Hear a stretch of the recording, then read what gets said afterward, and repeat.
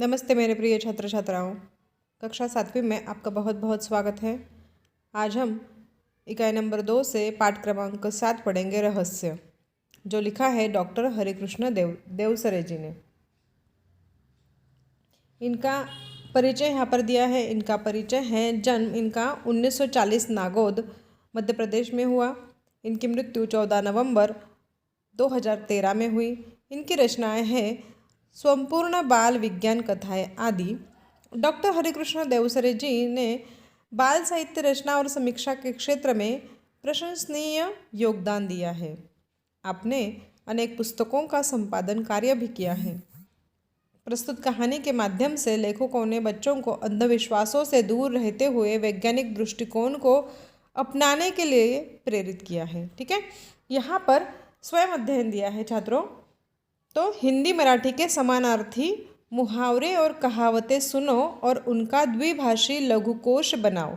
जैसे अधजल गगरी छलकत जाय। मराठी में ये कैसे होते हैं? उथळ पाण्याला खळखळाट फार। तो इस प्रकार से आपको हिंदी और मराठी के जो मुहावरे और कहावत है जो समान अर्थ के हैं वो आपको सूची बनानी है। ठीक है, तो चलो बच्चों, हम अब ये पाठ जो है विस्तार से पढ़ते हैं। अंधेरी रात थी, चारों ओर सन्नाटा था, हाथ फैलाए न सूझता था। इसका मतलब यह है कि अगर हम अपना हाथ भी देखना चाहिए तो भी ना देख सके, इतना अंधेरा था। कभी कभी कुत्तों के भौंकने की आवाज़ सुनाई पड़ती थी। आधी रात बीत चुकी थी। मामा जी के घर से कुछ दूर पर सामने वाली हवेली थी। हवेली में उजाला था। आर्यन खेतों को सरपट पार करता हुआ उस ओर अकेले बढ़ रहा था। आर्यन नामक एक लड़का है जो थोड़ा साहस कर रहा था और अंधेरी रात में उस हवेली की तरफ बढ़ता हुआ जा रहा था। उस हवेली में आधी रात के बाद भी ऐसा ही उजाला देखा था। मामा जी ने पहले ही आर्यन से कह दिया था, उधर हवेली की ओर जाने की ज़रूरत नहीं है, वह हवेली भूतों का डेरा है। देखो कितना डरावना लग रहा है। अंधेरी रात है, हवेली है और कोई कह रहा है कि वहाँ पर भूत रहता है ना? डरावना, कितना डरावना लगता है। लेकिन आर्यन को तो वहाँ पर उजाला नजर आ रहा है। तो ये जो आर्यन है ये मन ही मन मुस्काने लगा।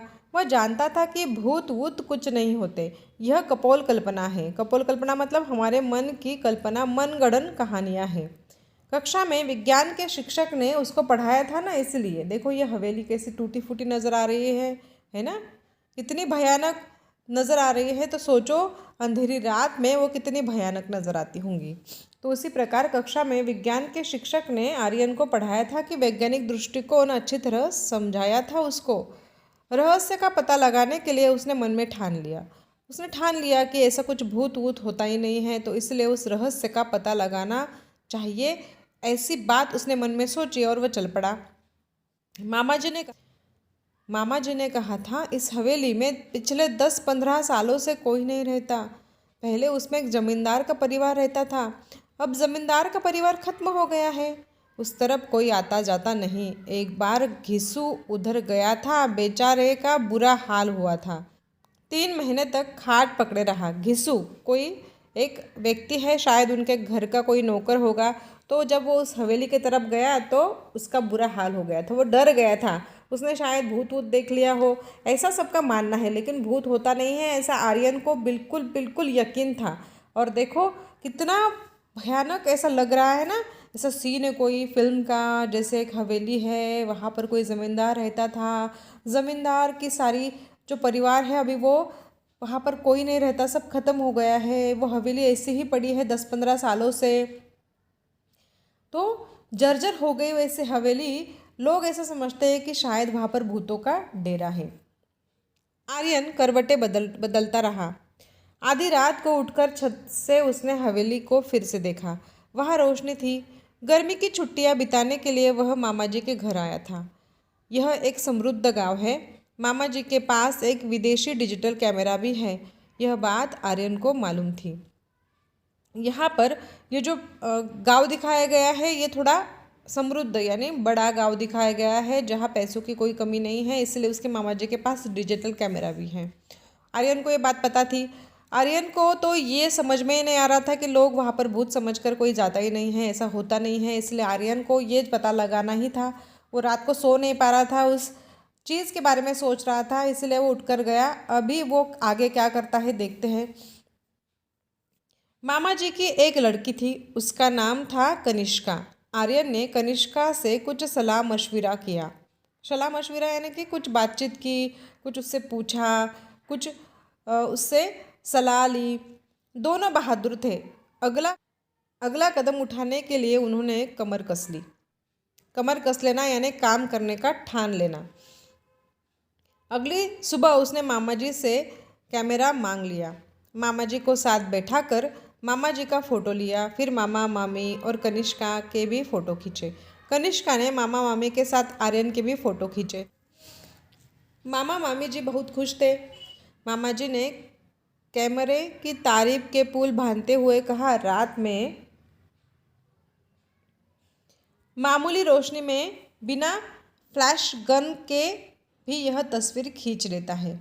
कमाल का लेंस लगा है इसमें। देखो बच्चों, तो जो कैमरा है वो थोड़ा अच्छा है, आधुनिक है।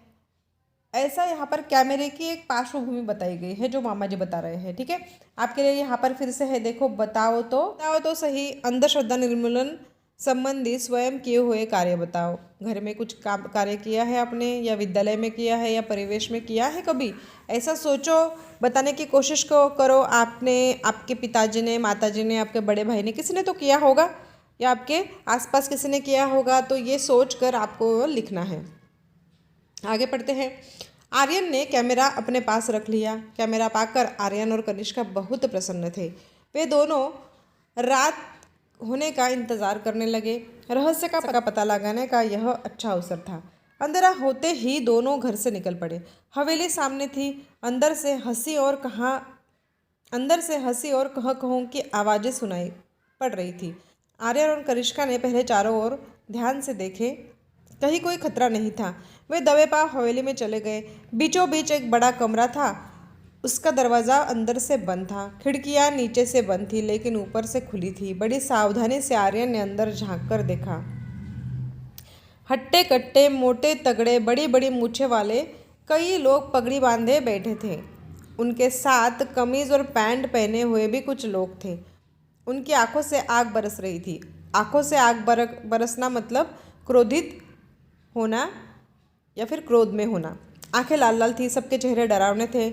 उस समय वे खाने में मस्त थे। कोई हड्डी चबा रहा था तो कोई रोटियां तोड़ तोड़ कर मुंह में डाल रहा था। आर्यन ने उन्हें ध्यान से देखा। उनके गले में कारतूसों की पेटी लटक रही थी। बंदूकें और तलवारें भी रखी थी। कुछ लोग लुढ़के हुए पड़े थे। लुढ़के हुए पड़ना मतलब ऐसे ही लेटे हुए थे। आँख खोलकर उसको लुढ़कना कहते हैं। आर्यन ने इशारा किया। कनिष्का ने बड़ी सावधानी से कैमरा निकाला। गैस बत्ती की रोशनी इतनी तेज थी कि बड़ी आसानी से फ़ोटो लिया जा सकता था। बस उसने फटाफट कई फ़ोटो खींचे और वे घर की ओर चल पड़े। तो देखो ये बच्चे कितने बहादुर थे। उन्होंने क्या किया, वो जो लोग बैठे थे, जिन्हें सारा गांव वाले भूत समझते थे, लेकिन ये दोनों बच्चे डरे नहीं। उन्होंने क्या किया, उनकी फ़ोटो खींच ली और चले गए। अगले दिन सवेरे सवेरे आर्यन ने साइकिल उठाई और नारायणपुर की ओर चल पड़ा। वहाँ फोटोग्राफर की दुकान थी। सभी फ़ोटो तैयार कराकर शाम तक वह लौट आया। कनिष्का ने अपने पिताजी से कहा, आप कहते हैं भूतों के पैर उल्टे होते हैं, उनकी छाया नहीं होती, उनकी फ़ोटो नहीं ले सकते, लेकिन कल रात हम भूतों के डेरे पर गए थे, वहाँ कुछ फ़ोटो लिए हैं, ज़रा देखिए। तो उन्होंने फ़ोटो पिताजी को दे दिए। देखो बच्चे कितने बहादुर हैं जिन्होंने फ़ोटो खींच लिए। नहीं तो बहुत बार ऐसा होता है कि हम ऐसी जगह पर जाने के लिए भी डरते हैं। अगर हमें बड़े लोग मना करते हैं तो हम बिल्कुल नहीं जाते। वैसे तो बड़ों की बात माननी चाहिए, इतना साहस भी ठीक नहीं है, लेकिन हाँ, अगर ऐसी कोई बात है जहाँ पर आपको डर नहीं लग रहा है लेकिन आप वो बात कर सकते हो तो उसे ज़रूर करना चाहिए। वे परेशान हो उठे। उन्हें ऐसा खतरनाक काम पसंद न था। फ़ोटो देखकर उनकी आंखें खुली की खुली रही। बोले, तो क्या भूत इंसानों जैसे होते हैं? इंसानों जैसे नहीं, इंसान ही भूत है। देखिए देखिए ना, इनके पैर सीधे हैं, इनकी छाया भी है और इनका फोटो भी आ गया। असल में भूत वूत की अफवाह है, कोई हवेली की तरफ न जाए, उनका रहस्य न खुले, इसलिए उन्होंने भूत होने की अफवाहें फैलाई है। यदि लोगों का आना जाना रहता तो ये लोग वहाँ अपना क्रियाकलाप कैसे करते? क्रियाकलाप यानी कार्य करना। फिर कुछ रुककर बोला, आप मेरे साथ थाने चलेंगे? मुझे इस मामले में बहुत गड़बड़ लगती है, आर्यन ने कहा। आर्यन ने कहा कि थाने चलो, पुलिस के पास चलो, क्योंकि वो जो लोग हैं वो कुछ अच्छे नहीं हैं। उन्होंने ऐसी अफवाह फैलाई है क्योंकि वो अपना अपना कुकर्म वहाँ पर कर सके, अपना कार्य कर सके, तो इसलिए हमें अभी पुलिस के पास चलना चाहिए। थानेदार ने फोटो देखते ही कहा, इन डाकुओं के गिरोह ने कई वर्षों से बहुत ही उत्पात मचा रखा है। डकैती, राहजनी इनका पेशा है। राहजनी यानी राह चलते लोगों को लूटना। कई वर्षों से इनकी तलाश की जा रही है। इनको पकड़ने के लिए पुलिस ने अपना खून पसीना एक कर दिया था। शाबाश, तुम दोनों ने बहुत ही बहादुरी का काम किया है। देखो, पुलिस भी खुश हो रहे हैं आर्यन और कनिष्का के काम पर, क्योंकि ये जो गिरोह था, ये जो डाकुओं का गिरोह था, जो कि डकैती करता था, लोगों को लूटता था, वो उनके पकड़ में नहीं आ रहे थे, लेकिन बच्चों ने उनको बराबर पकड़ लिया। कहाँ है ये? आप तैयारी कीजिए, ठिकाना मैं बताता हूँ, आर्यन ने कहा। उस रात भूतों के डेरे पर पुलिस ने छापा मारा। दोनों ओर से गोलियां चली। सवेरा होते होते डाकुओं ने हथियार डाल दिए। उनके कुछ साथी मारे गए और कुछ पकड़े गए। गांव वालों ने हवेली में बसे भूतों को देखा तो चकित रह गए। सभी डाकुओं के आतंक से मुक्त हो गए। जिला कलेक्टर ने आर्यन और कनिष्का की बहादुरी के कारण उनके नाम राष्ट्रपति कार्यालय को भिजवा दिए। आने वाले गणतंत्र दिवस पर महामहिम राष्ट्रपति के हाथों उनको वीरता पुरस्कार से सम्मानित किया जाने वाला है। तो देखो बच्चों, इन बच्चों ने बहादुरी दिखाई और उनको राष्ट्रपति के हाथों पुरस्कार भी प्राप्त होने वाला है। तो सारे गांव वाले जो डरे हुए थे भूतों से, तो ये बच्चे नहीं डरे और उन्होंने गांव वालों को इन भूत की कहानियों से भी मुक्त कर दिया और डाकुओं को भी पकड़वा दिया और देश के लिए बहुत बड़ा कार्य किया, गांव के लिए बहुत बड़ा कार्य किया। तो ऐसा ये जो पाठ है, रहस्य, ये समाप्त होता है। आशा करती हूँ आपके समझ में आया होगा। धन्यवाद।